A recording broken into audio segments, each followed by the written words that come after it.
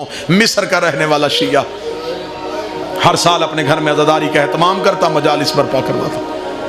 امیر تھا، ایک سال ایسا آیا اتنا مقروض ہو گیا، گھر کے برتن بھی بک گئے اور محرم کا چاند طلوع ہو گیا۔ محرم کے چاند کا طلوع ہونا تھا، یہ پریشان ہو گیا، اس کا چاند طلوع ہو گیا ہے اور میرے گھر میں کچھ بھی نہیں۔ یہ چھت پہ کھڑا ہو کے چاند کے ساتھ شکوے کر رہا تھا، رو کے کہہ رہا تھا محرم کا چاند میری زندگی میں طلوع نہ ہوتا تو میری زندگی میں طلوع ہوتا، میرے گھر میں حسین کے نوحے پڑے جاتے۔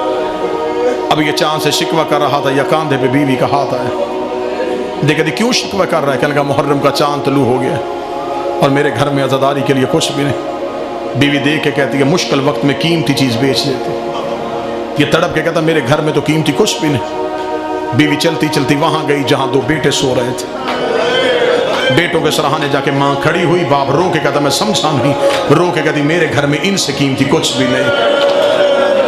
کیا مطلب؟ میں سمجھا نہیں۔ رو کے کہتی بردہ فروشوں کے بازار میں جا، انہیں غلام بنا کے بیچ دے، جو قیمت ملے اسے حسین کی عزاداری کروا۔ باپ تڑپ کے کہنے لگا بیٹے بیچ دوں؟ ماں قدموں پہ ہاتھ رکھ کے کہتی سچ بتا لیے کس سے تھے؟ کہنے لگا حسین ابن علی سے۔ کہنے لگا جس سے لیے تھے اسی کے نام پہ لٹا دے۔ بچوں کے ہاتھ پکڑے، بردہ فروشوں کے بازار چلا گیا۔ بڑی جلدی ختم کر رہا ہوں۔ غلاموں کے بازار میں جا کے صبح سے لے کے شام تک آوازیں دیتا رہا، غلام لے لو، غلام لے لو، غلام لے لو۔ خریدار کوئی نہیں آیا تو جملہ بدل دیا، محنت زیادہ کروا لو، اجرت تھوڑی دے دو۔ جب پھر بھی کوئی خریدار نہ آیا، تھکا ہوا مومن بچوں کو لے کے بیٹھ گیا، رو کے کہتا بی بی زہرا میرا مقدر، میری تو خواہش تھی کہ میں تیرے بیٹے کی عزاداری کرواؤں۔ ابھی یہ بات کر رہا تھا، یہ گلی میں گھوڑے کے ٹاپوں کی آواز آئی۔ ایک گھوڑا سوار اس کے قریب آ کے رکا، اس نے سر اٹھا کے دیکھا، گھوڑے میں ایک سوار ہے جس کے چہرے پہ نقاب ہے۔ گھوڑے سوار کی آواز آئی بیٹے بیچے گا؟ کہنے لگا بیچوں گا۔ قیمت؟ قیمت کا نام آنا تھا۔ باپ تڑپ کے کہنے لگا کائنات بھی دیتا، میں بال بھی توڑ کے نہ دیتا، مجبوری جو بن گئی، اتنے دے دے 10 دن میرے گھر میں حسین کی عزاداری ہو سکے۔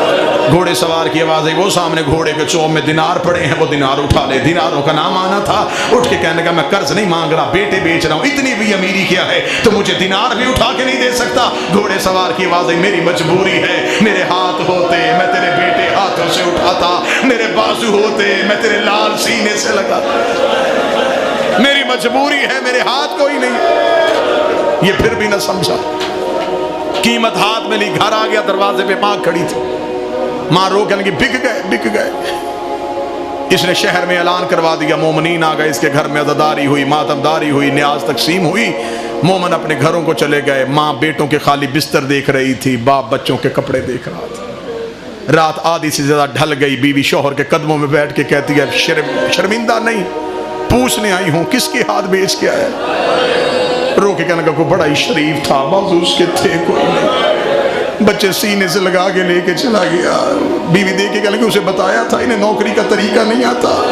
رو کے کہا ہاں میں نے ساری باتیں بتائی تھی۔ ابھی ماں رو رہی تھی، دروازے پہ دستک ہوئی، میں آخری جملہ پڑھ کے منبر چھوڑنے لگا ہوں، تڑپ کے گئی، دروازہ کھولا، ایک کالے برقعے والی بیوی دونوں بچوں کے ہاتھ پکڑ کے کھڑی ہے۔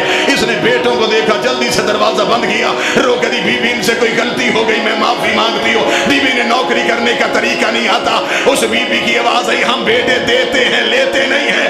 رو کے لگی تو جو گلیوں میں بیٹے دے رہی ہے تو کون ہے؟ رو کے گلی دروازہ کھول، میں حسین کی ماں ہوں، تو ساری رات میرے بیٹے کو روتی رہی ہے، میں ساری رات تیرے بچے ہاتھوں میں اٹھا کے کبھی کربلا کبھی نجف کبھی شام رو رو کے کہتی رہی زینب تیری جوڑی کا صدقہ